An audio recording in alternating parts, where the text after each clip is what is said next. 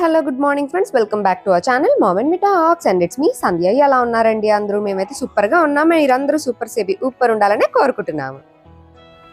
ఈరోజు ఒక యమ్మీ healthiest breakfast recipe మీతో షేర్ చేస్తానండి. దీనికోసం మనం తీసుకోవాలి హార్స్ గ్రామ్, అంటే ఉలవలు అంటాం చూడండి, ఇవన్నమాట. మనకి ఉలవలు అనగానే ఇవేవో గుర్రాలకి వాటికి పెడతారు, లేకపోతే ఉలవ చారు చేసుకుంటారు, ఇక్కడ వరకే అనుకుంటాం. కానీ ఉలవలు చాలా చాలా హెల్దీ. అంటే దానిలో మనకి చాలా ప్రోటీన్ కంటెంట్ ఉంటుంది, కాల్షియం, ఐరన్, ఎవ్రీథింగ్ ఉంటాయి, యాంటీ ఆక్సిడెంట్స్ ఉంటాయి, ఫ్యాట్స్ తక్కువ ఉంటాయి.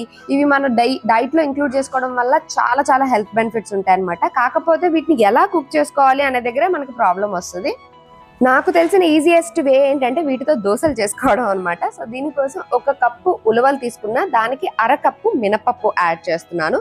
మొత్తం 1.5 కప్పు ఉలవలే తీసుకోవచ్చు, కాకపోతే నా దగ్గర 1 కప్పు ఉంది అందుకని 1 cup horse gram, 1/2 cup urad dal, ఈ రెండింటిని వేసేసుకుంటున్నాను అనమాట. అంటే 1.5 కప్ అనమాట. అండ్ దోశల్లోకి ఎప్పుడు చెప్తా కదండి, రైస్ ని అస్సలు వాడద్దు. నేను ఇక్కడ వాడుతున్నా కుడో మిల్లెట్, అంటే అరికలు అంటాం కదండి, ఇవి యూజ్ చేస్తున్నాను. మనకి అరికలు వేసుకోవచ్చు, సామలు వేసుకోవచ్చు, ఊదలు వేసుకోవచ్చు, కొర్రలు వేసుకోవచ్చు, ఏవైనా సరే మనకి రైస్ ఫ్యామిలీకి చెందినవే ఇవన్నీను. సో అందుకని ఏదైనా సరే మీరు వేసుకోవచ్చు. ఇక్కడ నేను అరికలు వేసేస్తున్నాను కదండి.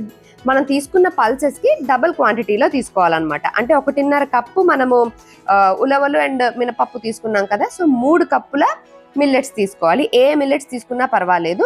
రైస్ అయితే మాత్రం అస్సలు అవాయిడ్ చేయండి, ఎందుకంటే ఎలాగో మనం లంచ్ లోనో డిన్నర్ లోనో రైస్ గ్రెయిన్ మన బాడీకి ఎలాగో అందుద్ది, because it's our staple food కాబట్టి. అట్లీస్ట్ దోశలు, ఇడ్లీల్లో, వీటిల్లో అన్నా సరే ఆ రైస్ క్వాంటిటీని తగ్గించడానికి ప్రయత్నించవచ్చు.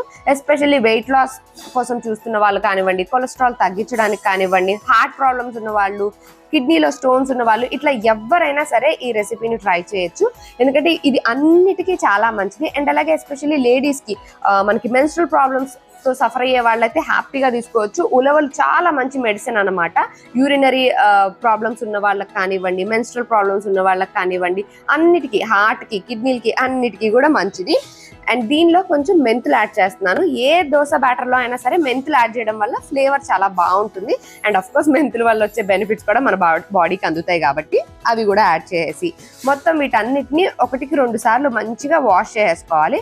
వాష్ చేసుకున్న తర్వాత తగినన్ని నీళ్లు పోసి మనం సోక్ అవ్వనివ్వాలి. మనం మంచిగా నానబెట్టిన తర్వాత పొద్దున్నే రుబ్బేసుకోవాలి. రుబ్బుకున్నప్పుడు కొంచెం కన్సిస్టెన్సీ చూసుకోండి. ఇక్కడ నేను కొంచెం ఎక్కువ వాటర్ వేస్తాను అనమాట, అందుకని కొంచెం జారుగా అయింది. బట్ మనం దీన్ని ఫెర్మెంట్ చేస్తాం కాబట్టి అప్పుడు కొంచెం థిక్కన్ అవుతుంది. అప్పుడు మనము ఇంత లూజ్ కన్సిస్టెన్సీ అనిపించదు అనమాట. దోశలకే కాబట్టి చెలేగా. సో మీరు నానబెట్టుకోవడానికి 8 గంటలు, ఫెర్మెంట్ అవ్వడానికి 8 గంటలు. సో ఇలా చూసుకొని మనం దోశ పిండిని మంచిగా ఫెర్మెంట్ చేసుకోవాలి. ఫెర్మెంట్ అయిన తర్వాత పైనంతా ఇలా ఒక రెడ్ కలర్ లాగా వస్తుంది. రెడ్ కూడా కాదు, ఒక లాంచ్ ఆరెంజ్ షేడ్ వస్తుంది అనమాట. ఎందుకంటే మనకు ఉలవలు అండ్ అరికలు ఇవన్నీ కూడా ఈ షేడ్ లోనే ఉంటాయి కదా. సో ఇట్లాగా మంచిగా పులుస్తుంది అనమాట. అప్పుడు దాంట్లో ఉన్న బ్యాడ్ ఏమన్నా మన బాడీకి హార్మ్ చేసేవి ఉంటే అవన్నీ కూడా పోతాయి. ఈజీగా డైజెస్ట్ చేసుకోగలుగుతుంది బాడీ, అండ్ దానిలో ఉన్న న్యూట్రియంట్స్ అన్నిటిని అబ్జార్బ్ చేసుకోగలుగుతుంది అనమాట. సో దోశ కన్సిస్టెన్సీ బ్యాటర్ ఎలా ఉండాలో ఆ కన్సిస్టెన్సీకి తెచ్చుకొని నార్మల్గా మనం దోశలు ఎలా వేసుకుంటామో అలా వేసేసుకోవడమే. టేస్టీగా ఉంటాయి, పల్చగా వస్తాయి. నార్మల్ దోశలు ఎలా వేసుకుంటామో అలాగే వేసుకోవచ్చు. అలానే ఎక్కువ నూనె కూడా వేసేయాల్సిన అవసరం లేదు.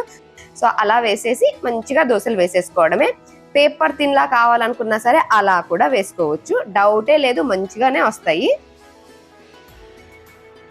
సో ఈ రోజు మా స్పెషల్ బ్రేక్ఫాస్ట్ ఈజ్ ఉలవలు అరికలతో చేసిన దోశలు అనమాట. సో దీనిలోకి రెగ్యులర్ గా పల్లి చట్నీలా కాకుండా నేను ఇక్కడ క్యాప్సికమ్ చట్నీ చేశాను. అంటే క్యాప్సికమ్ టొమాటో చట్నీ అనమాట. క్యాప్సికమ్ మా పిల్లలు ఎక్కువ ఇష్టంగా తినరు, ఆ ముక్కలు కనిపిస్తే, అందుకని ఎక్కువ ఇలాగా చట్నీ చేస్తూ ఉంటా. చట్నీ చేస్తే మనం మంచిగా తినేస్తారు, చాలా టేస్టీగా కూడా ఉంటుంది, దోశల్లో కూడా చాలా బాగుంటుంది. వెజిటబుల్స్ తో చేసిన చట్నీస్ ట్రై చేయండి. ఎప్పుడు పల్లి చట్నీ, కొబ్బరి చట్నీయే కాకుండా టేస్ట్కి టేస్ట్, హెల్త్కి హెల్త్.